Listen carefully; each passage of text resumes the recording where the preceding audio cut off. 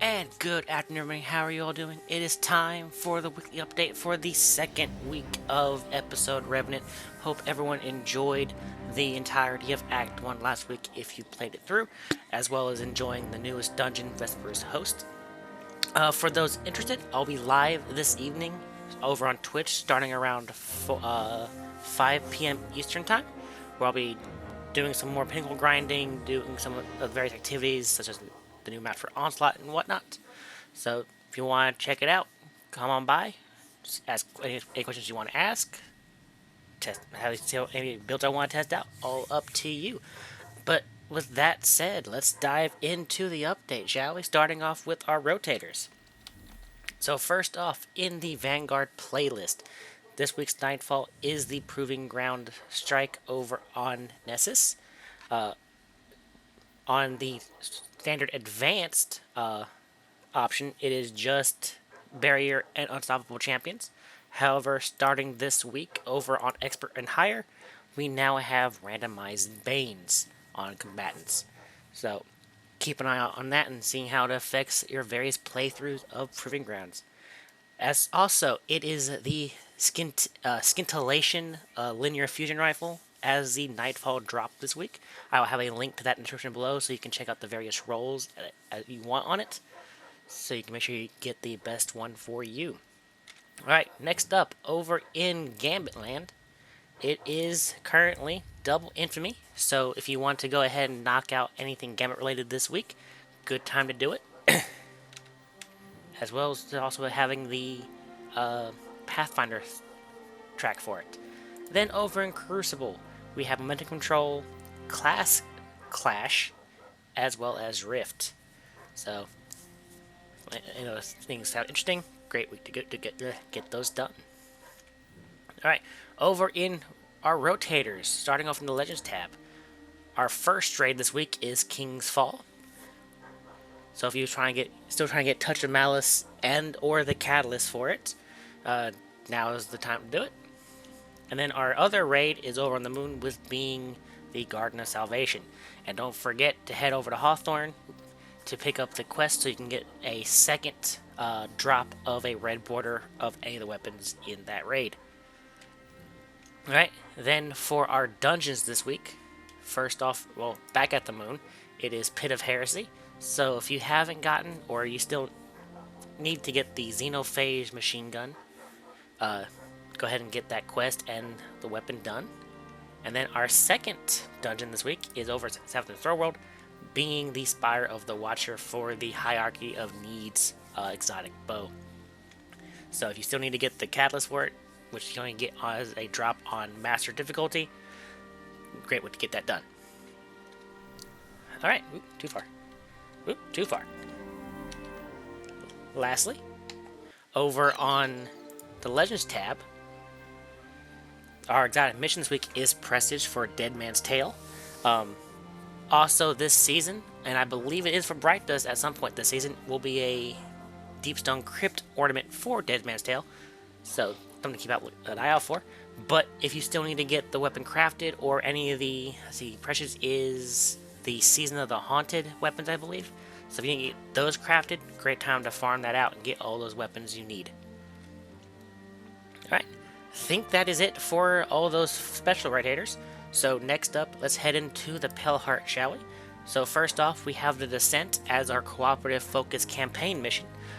Don't forget, as per usual, you'll need it yourself and at least one other person to take down a special unit that spawns. You need to shoot both the front and the back of it at the same time. And then after doing that, you need to shoot 2 nodes in different parts of each room at the same time as well. Alright. And then our overthrow matchmaking is over here in the Blooming this week. So if you still need to get some rolls on Ergo Sum, great time to do that. Alright. Our Law Sector for today is over here on the EDZ, with it being the Excavation Site 7. Excavation Site 12, my apologies. Champions are Barrier and Unstoppable, so make sure you're well equipped with those. And as per usual, make sure if you're solo, make sure you run it on Master so you can get the common drop rate for the exotic engram, so you can max out Rahul as quick as you can to get the new exotic armor pieces. Alright.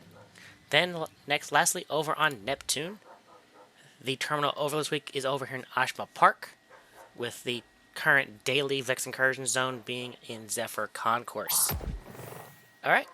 I believe that is it for all our various rotators.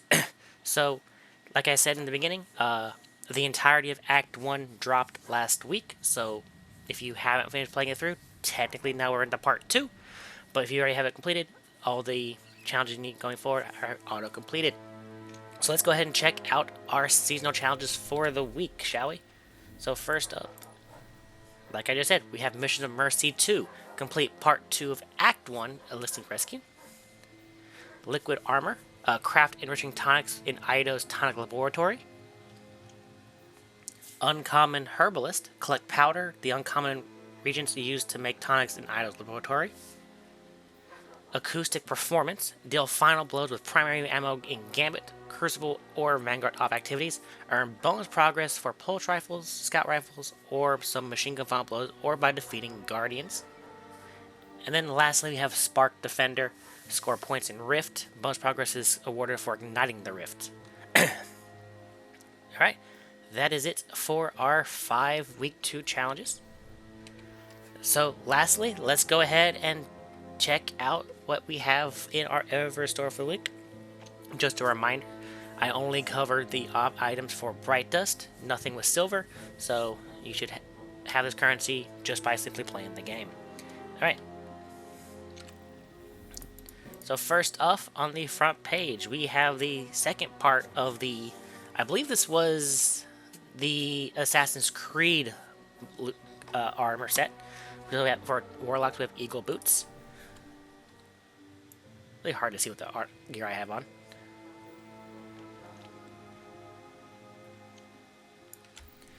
We then have the Read the Map emote from Splicer.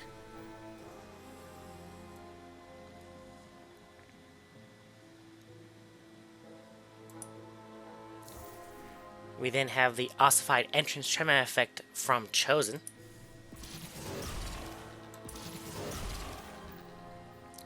The Shards of Stillness shader from Echoes. And a reminder, this was one of the paid shaders from last season.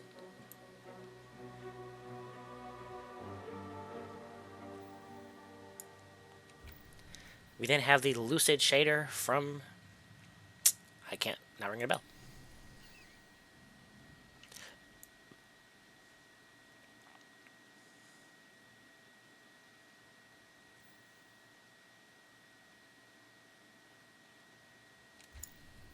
Alright, on to the Bright Dust page. First off, we have the Sweetheart Dance emote from Echoes.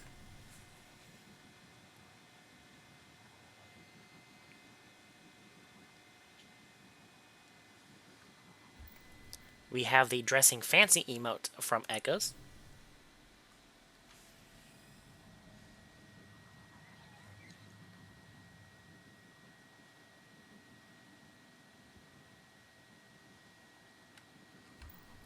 We then have the C6 shell from Echoes.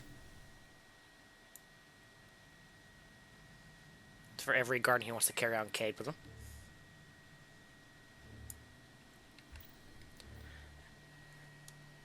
I'm not even going to try saying it. This ship from Echoes.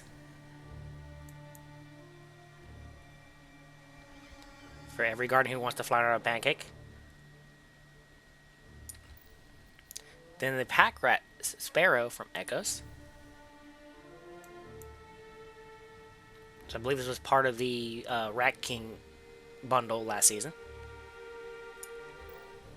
Then we have the Lost Air Weapon Ornament for the Buried Bloodline exotic from Echoes.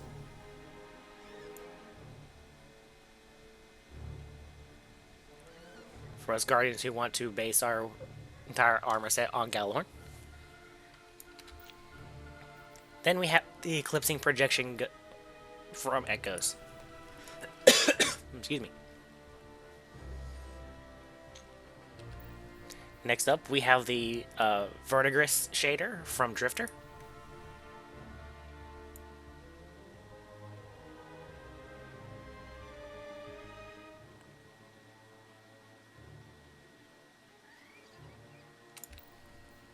We then have the Seven Sisters shader from Chosen. I think what you're wearing gives you a good starlight effect, or nightlight effect.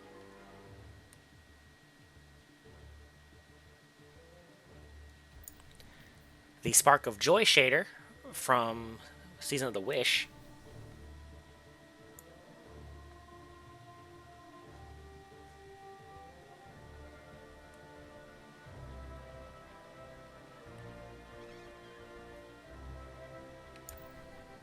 The Masonry shader from Revenant.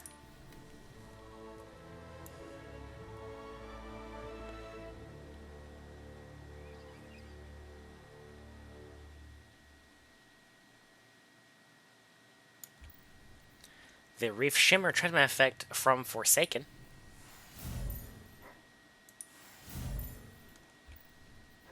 The Blind Clutch Transmat effect from Undying.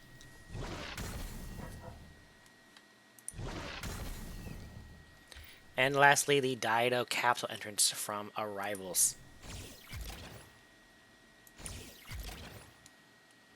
Alright, that is it for our second week of Revenant. Once again, I'll be live this evening over on Twitch doing various pinnacle grinding, possibly a dungeon run of Vesper's Host, and some other activities such as Onslaught. So we'll see what we have time for. So if you want to come out, hang out, and chat, great time to do it.